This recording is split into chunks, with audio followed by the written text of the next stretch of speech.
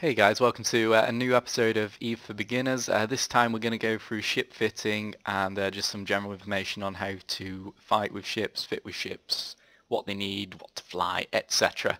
So the first thing you're going to want to do is find out what ship you are flying. I started off in the Gallente storyline, so I fly Gallente ships. The best way to do this is to look at the ISIS, which is basically a big breakdown of all the ships that are in your race. So you can select your race up here, and then it will tell you all of the ships that are in that race and that can be flew by the skills through that race. At the start, you're just going to be looking at these kind of frigates down here, and then moving on to the destroyers, and then onto the cruisers. So the destroyer, I think you get one of these free with the catalysts within the starter missions. They're quite good. I still fly like one when I'm doing low level missions. As soon as you can get a cruiser, I would kind of recommend getting one. They're my favourite thing to fly even now. They're good for PvP and PvE. They don't cost like ridiculous amount of money, so it doesn't matter if you lose them too much. So before we fly a ship, or before we even buy one, we need to check that we can fly it. So we go to the requirements, and it'll tell you here what you need to be able to fly them. If you don't have the skills, then you can obviously buy them on the market, or just train them up through your skill queue until you're able to use it.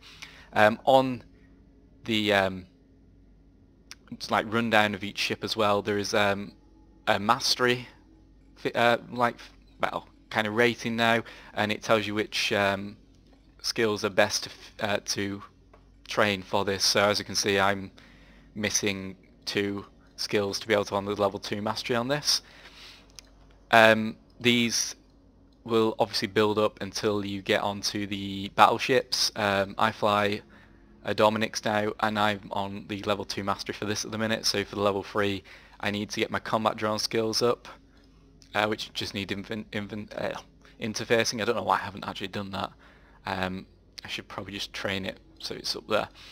Anyway, so that's the ISIS and how to find what ships you can fly and what ships are best.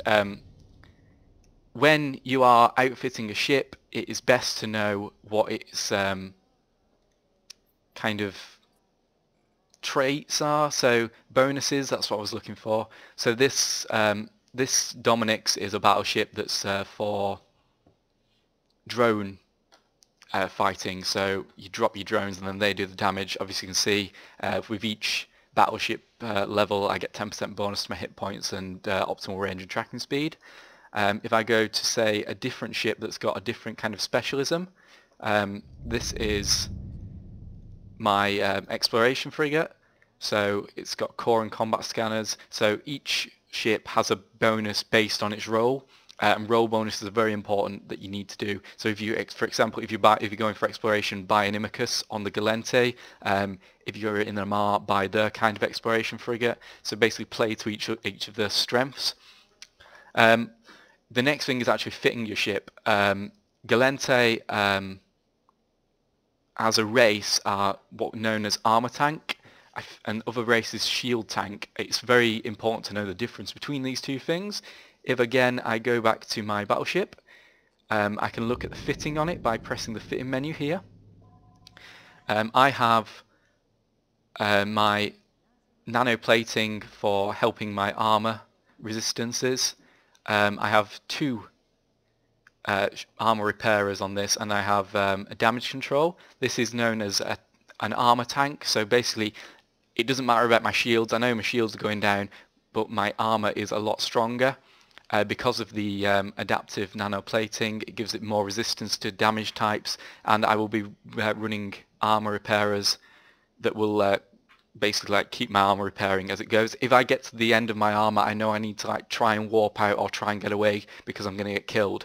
Whereas they're in a shield tanking ship, it's a bit different. So these are your low slots, these are your medium slots, and these are your high slots here for your weapons. In a armor tanking ship, you use your low slots for your armor tanking like modules. In a shield ship, you use your mid slots for your shield modules. So it's different to the armor like tanking, same principle. Basically you use your shield tanking as your main kind of shields. Then when you drop to armor, you know that you need to try and get out of there because you're going to be a little bit more weaker on your armor type. This is very important to fit to a ship that you're flying. I didn't do this at all for a while, and then I was wondering why I was dying like quite a lot. I was not very good at the very start of the game, so it's important to know how to it's important to know that you need to do it. There's a few type of different modules for your ship. As you can see from here, I have a lot of these cap recharges, which allow my capacitor to recharge a bit quicker, so I can run 2 armor repairers. It's very easy to fit a ship. If you're not sure what you're doing because you're new to the game, go to the EVE Battle Clinic. On there are ship fits already done by players who know like what to do basically. So they just put a fit on there, copy that exactly how it is. It'll tell you what it's good for. So there are some good for mission fits, some are good for PvE, some are good for PvP, basically just copy that, and that's the best way you're going to do until you get to know some of the modules that you'll need for ships and what modules are good for and things like that. Obviously, for a start, let's show you how to fit a module. I'm just going to unfit all these here. So when you want to fit a module to your ship, you find it in your item hanger. It has to be in your item hanger, not your ship hanger, and then you click it and then fit to active ship.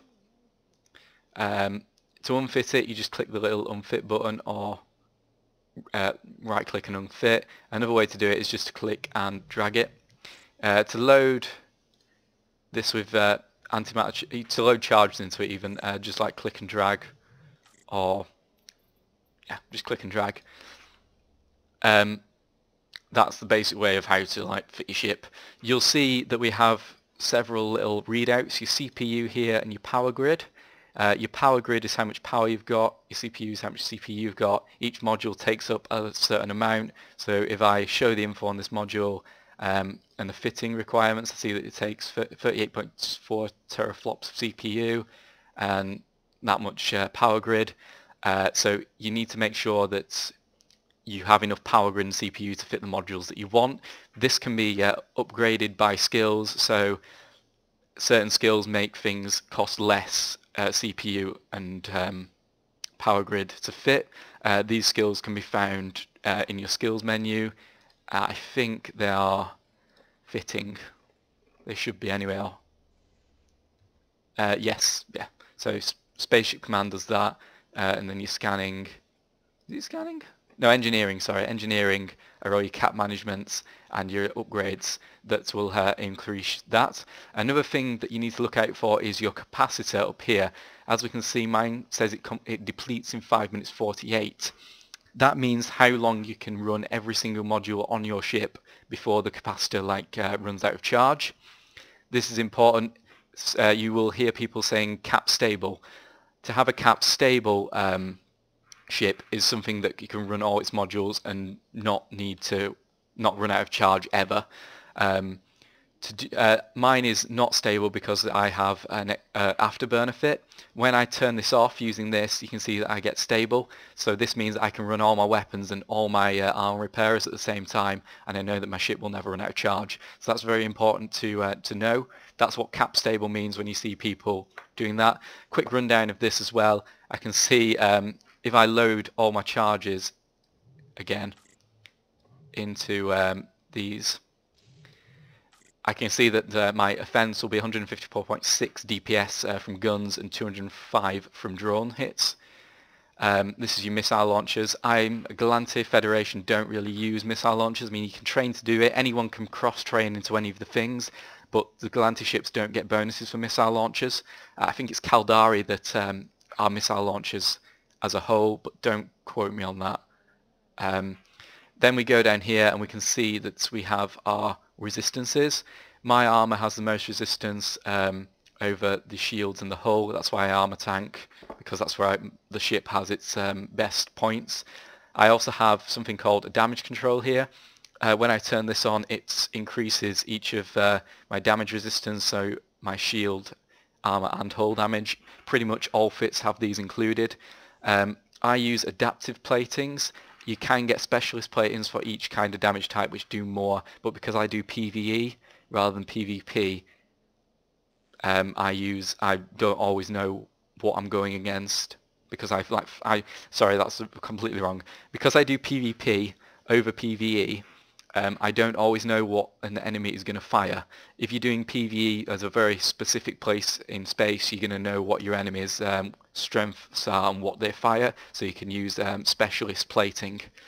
There's a few little bits over here that's just go into targeting and things. Targeting is just like how easily you can scam people down and things like that. Let's go into some specialist ships types. So this is a hauler. As you can see, I don't have any weapons or anything fit to this. All I have is the cargo expansions.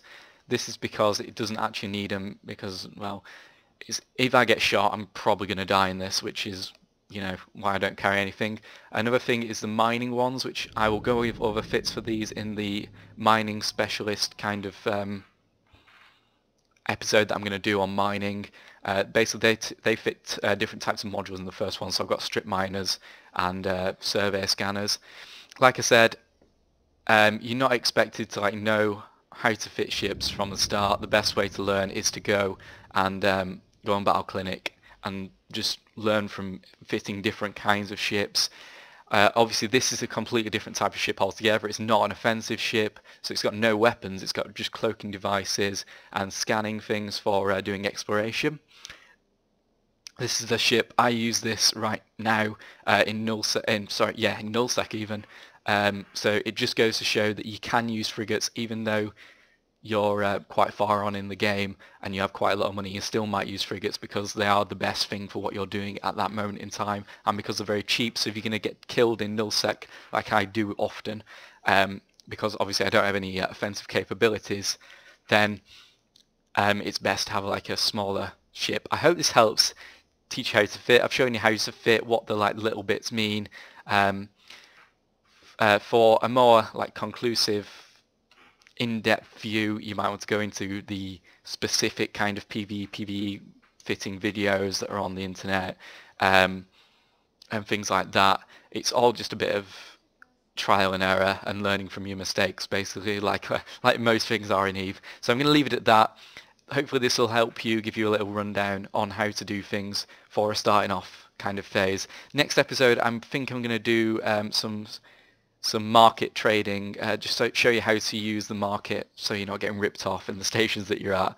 I'm not going to lie, I do kind of target starter systems to put prices up because people don't know how to use the market there. Like I said, EVE is all about that. It's all about exploiting markets and people in the game and game mechanics. So I'm going to show you how not to get exploited by people like me who do that, and I'll go into a bit of market trading and how you can get into that career as well. After that, I'm going to then move into exploration careers, missioning, mining and running sites. Thank you for watching, guys. Please leave a subscribe or a like and a comment. I'm going to do a few more of these. They're very good to learn little bits and tips for playing EVE Online. I know this has all been in station. Next time I'll try and get more out in space. Unfortunately, fitting is just a station thing. Thanks a lot, guys. See you later.